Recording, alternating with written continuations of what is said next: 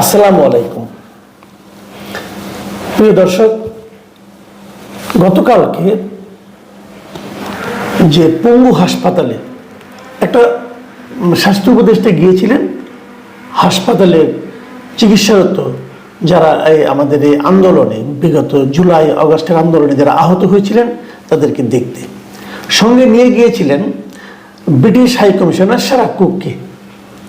তো ওনারা সেখানে দেখতে যেয়ে দুটো ফ্লোরে এই আন্দোলনের আহতরা চিকিৎসা নিচ্ছিলেন, একটা ফ্লোর মানে চতুর্থ তলায় উনি গিয়েছিলেন। তাদেরকে কিছুক্ষণ দেখে উনি যখন চলে যান তখন তৃতীয় তলায় যারা ছিলেন তারা আপত্তি করেছেন যে আমাদের তো দেখতে আসলেন না, আমাদের সঙ্গে তো কথা বললেন না, আপনি স্বাস্থ্য উপদেষ্টা, আমাদের তো কিছু কথা আছে, আমাদের সুচিকিৎসা নিয়ে আপনারা দেখছেন না কেন, সুচিকিৎসার দিকে নজর দিচ্ছেন না কেন, এবং আমাদের যে ক্ষতিপূরণটা দেওয়ার কথা ছিল 1 লাখ টাকা করে সবাইকে, সেটা তো আমরা কেউ পাইনি, অথবা 2-1 পেলেও বাকি ম্যাক্সিমাম পাইনি। এই বিষয়গুলো নিয়ে ওনারা আলাপ করতে চেয়েছিলেন। স্বাস্থ্য উপদেষ্টা নূরজাহান বেগম তার এগুলো শোনার সময় ছিল না।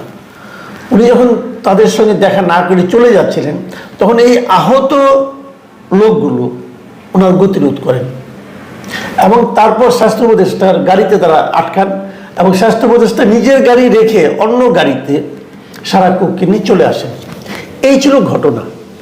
এই ঘটনা কালকে সকালের, কালকে মানে 13 নভেম্বর সোমবারের ঘটনাটা। যখন স্বাস্থ্য উপদেষ্টা পালিয়ে চলে এলেন তখন এই আহতরা নিচে নেমে রাস্তা অবরোধ করলেন, সামনের রাস্তাটা। পঙ্গু হাসপাতালের পাশে কিন্তু চক্ষু ইনস্টিটিউট, সেই চক্ষু ইনস্টিটিউটেও অনেক রোগী ছিলেন যারা নাকি আন্দোলনে ছড়া গুলিয়ে রাবার বুলেট এগুলি লেগে চোখে তারা আহত হয়েছিলেন এবং তারাও এসে এখানে যোগ দেন, যে তাদেরকেও তো দেখতে গেল না। এবং দেখাটা ইম্পর্টেন্ট না, কিন্তু স্বাস্থ্য উপদেষ্টা নিজে ডাক্তার না, উনি একজন গৃহবধূই ছিলেন দীর্ঘদিন গ্রামীণ থেকে সরে যাওয়ার পর। তো উনি দেখতে গেলে তাদের রোগ ভালো হয়ে যেত তা কিন্তু নয়, বাট ওনাদের কিছু অভিযোগ ছিল চিকিৎসা বিষয় এবং একটা সহানুভূতি ওনারা চেয়েছিলেন যে এই উপদেশটা হয়েছে, তা এই উপদেশ এই মহিলাকে এবং এদের মতো লোককে উপদেষ্টা দ্বারা যে হতে পেরেছেন সেটা কিন্তু এই যারা আহত আজকে তাদেরই ত্যাগের ফল। কিন্তু মাথায় রাখবেন একটা জিনিস, এরা নিজেদের জীবনের এই যে কেউ আহত হয়েছেন, কেউ চোখ নষ্ট করেছেন, তাদের ত্যাগের ফলেই কিন্তু নূরজাহান বেগম এবং ওনাদের মতো যাদের নাকি আন্দোলনে বিন্দুমাত্র সংশ্লিষ্টতা ছিল না, আন্দোলনের আগে পাশে নূরজাহান বেগমের কখনো কেউ দেখেছেন? কেউ দেখেননি। তো এদের ত্যাগের ফলে উনি মন্ত্রী হয়েছেন অথবা উপদেষ্টা হয়েছেন, মন্ত্রীর মর্যাদায়, মন্ত্রী তো বলা যায়। তো যারা ত্যাগ করলো আর যারা পেল মন্ত্রিত্ব, তো তারা আশা করতে পারে না যে তাদের যে সুচিকিৎসা হচ্ছে না এটাকে দেখবেন।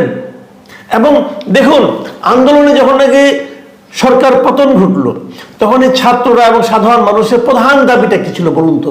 আপনারা মনে করতে পারবেন।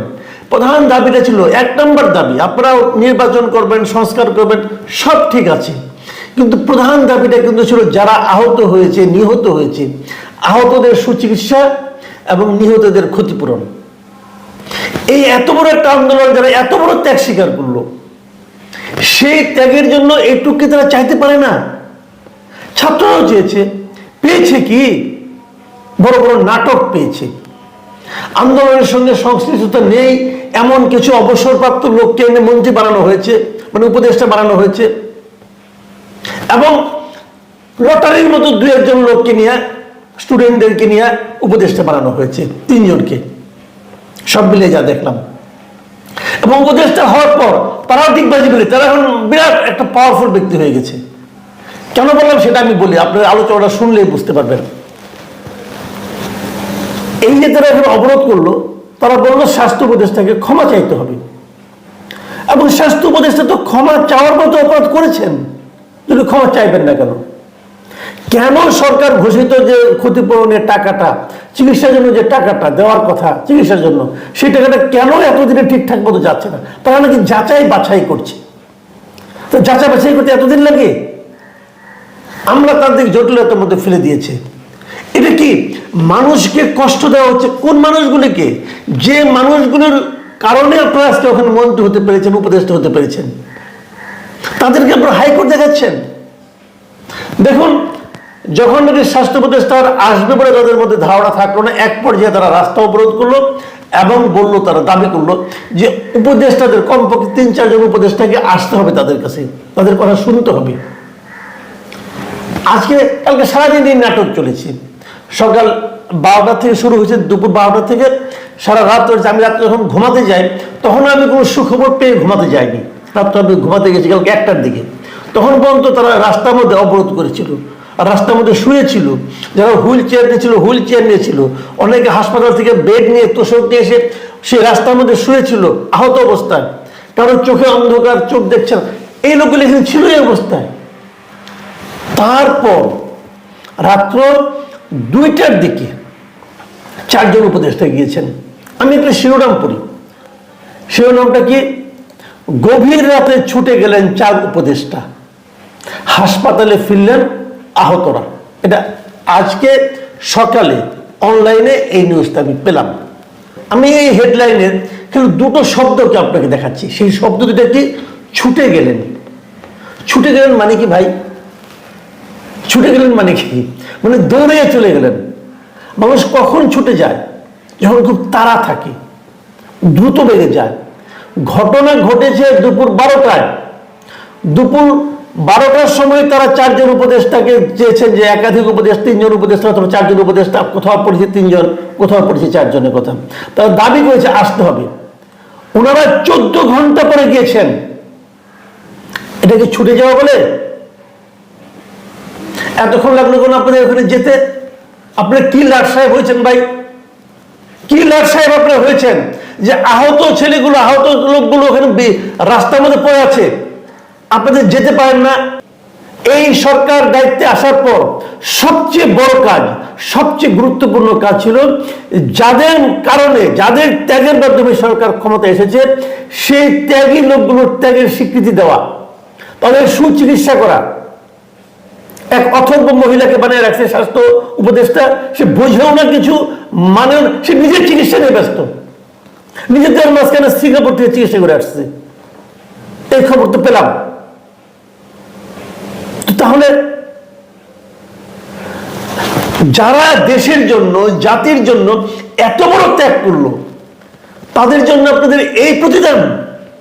আর এই প্রতিদান করে, এই মানসিকতা নিয়ে আপনার দেশের গণতন্ত্র প্রতিষ্ঠা করবেন, দেশের ন্যায় বিচার প্রতিষ্ঠা করবেন, দেশকে সামনের দিকে অগ্রসর করবেন, দেশের সংস্কার করবেন। আমি আপনাদের উপর কোনো ভরসা রাখতে পারছি না, সরি টু সে। আর দেখেন, যারা 2 জনের ছাত্র ছিল তাদের একজনের কথা আমি শুনে বলি আপনাদেরকে। উপদেষ্টারা কিন্তু ভুল স্বীকার করছেন, ওখানে যা তারা বলছেন আমরা ভুল স্বীকার করেছি। এদের মধ্যে একজন মাহফুজ আলম, উনি দেখেন কি বলেছেন, ওনার কথাটা বলে আমি শেষ করব। উনি বলেছেন, এখন এখানে আপনাদের কথা শোনার মতো উপযুক্ত সময় নয়। কেন সময় নয়? কেন আপনার সময় হবে না ভাই? এখন উপযুক্ত সময় না। আপনি কে যে আপনি উপযুক্ত? আপনি ওইখানে দাঁড়িয়ে কথা বলতে পারবেন না কেন? শোনা না শোনার কি আছে ভাই? দাবি তো সিম্পল, তাদের চিকিৎসা চাই। তারপরে কি বলছে, আপনারা কাল 2টার সময় সচিবালয়ে আসেন। এই আহত লোকগুলি সচিবালয়ে যাবে? সচিবালয়ে তো যাওয়া উচিত তাদের কাছে। মানে গ্রামে একটা প্রবাদ আছে না, যে 2 দিনের বৈরাগী ভাতের করে অন্ন, এদের এই অবস্থা। এখন আহত লোকদের সচিবালয়ে যেতে হবে। আবার বলতেছে কি, সেখানে আলোচনার ভিত্তিতে একটা রূপরেখা প্রণয়ন করা হবে। উনি আছে ওনার তাত্ত্বিক প্রিয়া, সেই রূপরেখা ডিসেম্বরের মধ্যে বাস্তবায়ন করা হবে। ডিসেম্বরের মধ্যে সবাই বাঁচবে তো ভাই? সবাই বেঁচে থাকবে তো? এটা কাদের সঙ্গে আমরা আছি? এটা কাদেরকে আমরা দায়িত্ব দিয়েছি? যারা এদেশের সাধারণ মানুষ, ঘরের থেকে বেরিয়েছে, কিশোর ছেলে, সে গুলি খেয়েছে, গুলি খেয়ে বিছানায় শুয়ে কাতরাচ্ছে, তার চিকিৎসার জন্য এখন আলোচনা করা যাবে না, রূপরেখা বাস্তবায়ন করতে হবে। আগামীকালকে সচিবালয়ে আসেন, মানে ওনারা সচিবালয়ে ঢুকে ওইখান থেকে বেরোতে পারতেছেন না। সচিবালয় যেদিন হাসপাতালে যাবে, সচিবালয় যেদিন এই রুগীদের কাছে যাবে, আমরা সেই দিনই আশা করতে পারবো যে এরা কিছু করতে পারবে। সবাইকে হাইকোর্ট দেখাচ্ছে, সচিবালয় দেখাচ্ছে।